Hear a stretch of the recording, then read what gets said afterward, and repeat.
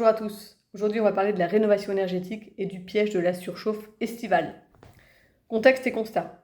En voulant améliorer l'isolation pour l'hiver, on a mis de côté le confort en été. Résultat, nos logements rénovés deviennent souvent de véritables bouilloires thermiques dès les grosses chaleurs. Un vrai problème de santé publique pour les plus fragiles.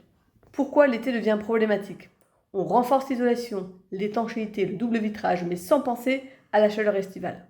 Résultat concret, Camille à Bordeaux à 32 degrés chez elle en plein été malgré une rénovation récente.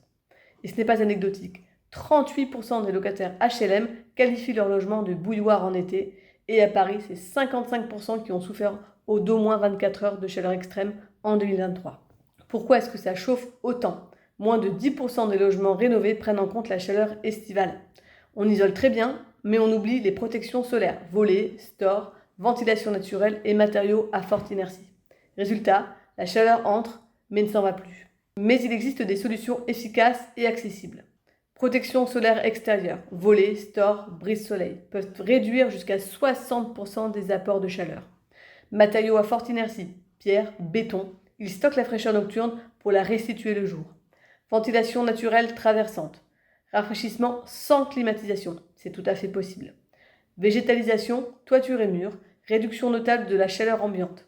Et l'ADEME rappelle, ces techniques sont éprouvées mais trop peu encouragées dans MaPrimeRénov'. Il faut y penser, c'est un vrai sujet. Quelle réforme pour l'avenir ? 4 propositions fortes pour que la rénovation penche aussi sur l'été.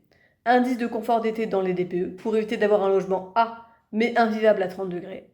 Aide conditionnée à l'installation de protection passive, ombrage, ventilation, inertie.